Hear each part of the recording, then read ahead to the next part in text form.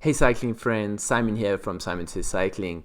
Today I'm going to talk about what the World Tour pros and the best athletes in the world do to get their mind ready for a big event.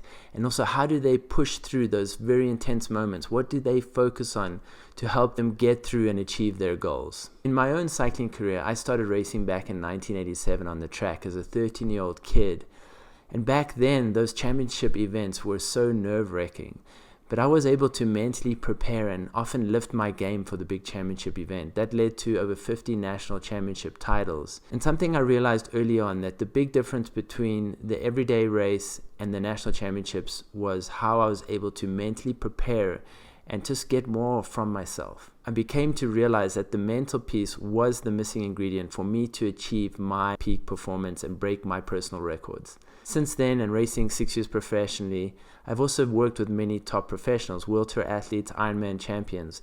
And as you get to the higher levels, it's really about the mental side that makes the difference. Those athletes are all such high-level athletes, but it's the mental piece that really separates the winners from the riders who finish in the pack. Today I'm going to share with you 3 things that you can do, that the pros do, the best riders do, that's going to help you take your mental game to the next level. Some of these things you may have heard of before, but keep in mind there's power in repetition. So here are the 3 things. Number 1, mental preparation. The best pros in the world, they prepare for a big event. They visualize their event ahead of time. They imagine themselves in those different situations. They see themselves being strong, being focused, winning the event or performing at their peak potential.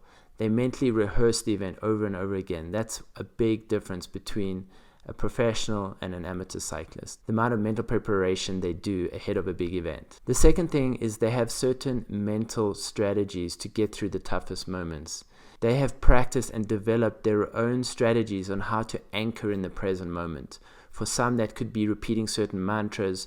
For others, it could be focusing on the breath. It could be smiling, relaxing. There's many different strategies, but they've developed these strategies in training when they're going full out, and they can easily implement these strategies that they know work for them in racing situations when it gets very intense.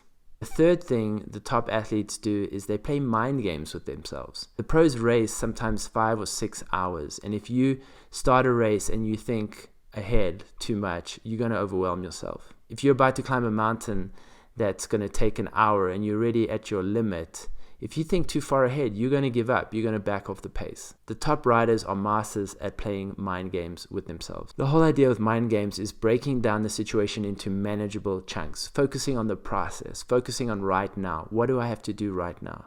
Breaking down the climb, for example, into manageable finish lines, the next 100 meters, the next 500 meters. Mentally telling yourself, there's my finish line, only a few more seconds, only 30 more seconds. By mentally playing mind games that are going to help you get through those moments which are very tough. 90% of the time, getting dropped is a mental decision, and most of the time it's because we get overwhelmed. We feel like we're on our limit, and then the mind thinks ahead and thinks, wait a minute, there's no way I can sustain this pace for another few minutes. But if we anchor into this moment right now, we play mind games with ourselves, and we get through the next 5 seconds, many times the pace lets up and we're still there and we're still in contention and we haven't given up. So mind games are very important. So just to recap, number 1, mental preparation. Number 2, strategies to anchor in the present moment. And number 3, mind games, breaking down the moment into manageable chunks that don't overwhelm the mind. I'm also super excited to share with you that I'm about to launch my mental toolbox for cyclists. I've been working on this for many years.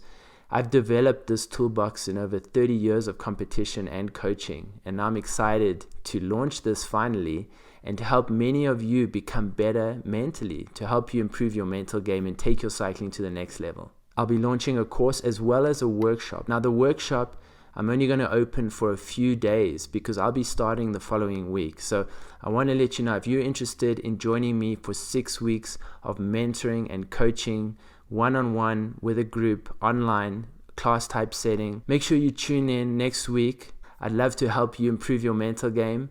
Please check it out. Watch your inbox for my email when the workshop registration is open. Thanks for watching.